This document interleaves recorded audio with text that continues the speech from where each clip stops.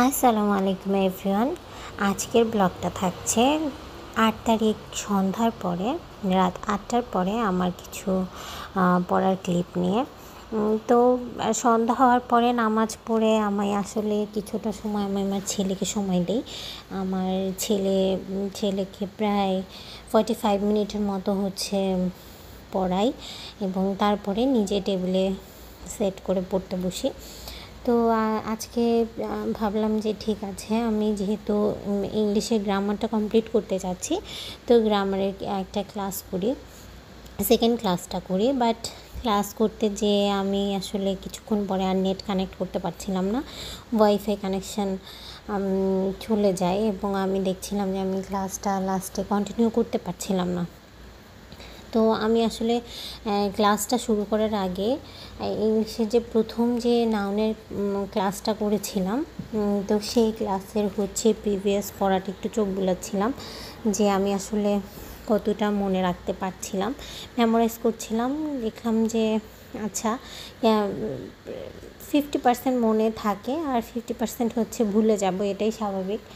তো আমি আবার ট্রাই করি, কিছুক্ষণ নেটের জন্য অপেক্ষা করি। তারপরে যখন দেখতে পারি যে না, নেট আসবে না, মানে নেটের কানেকশান সমস্যা হচ্ছে, তো ভাবলাম আচ্ছা ঠিক আছে, প্রশ্ন ব্যাংক দিয়ে নাউনের প্রিভিয়াস কোশ্চেনগুলো সলভ করি।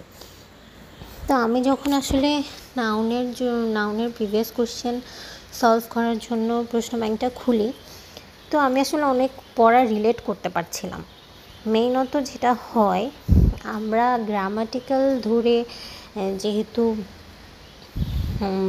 পড়াটা আগাচ্ছি, বিসিএসে নাউন দিয়ে বা নাউন অ্যাডজেক্টিভ প্রোনাউন, তারপরে এই টাইপের কোশ্চেনগুলো ওয়ার্ড দিয়ে, সেটা কমন নাউন না কালেকটিভ নাউন, এই সব কোশ্চেন খুব দেখলাম যে প্রিভিয়াস কোশ্চেন অনেক আসছে এবং এমন ওয়ার্ড আসছে, মানে লাইক এটা শুধু যে আমি ওয়ার্ড দিয়ে বিচার করতে পারবো যে এটা কোন নাউন সেটাও না, কিছু ওয়ার্ডের আগে দা বসলে সেটা আবার অন্য নাউনে চলে যাচ্ছে।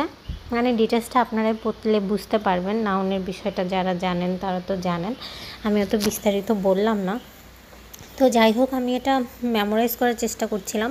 নিচে যেহেতু প্রশ্ন ব্যাংকের সাথে অ্যান্সার ছিল এবং এটার বিশ্লেষণ ছিল যে কোনটা কেন কোন উত্তর হচ্ছে বা কোন ওয়ার্ডের কী মিনিং, তো আমি সেই ধরে পড়ছিলাম।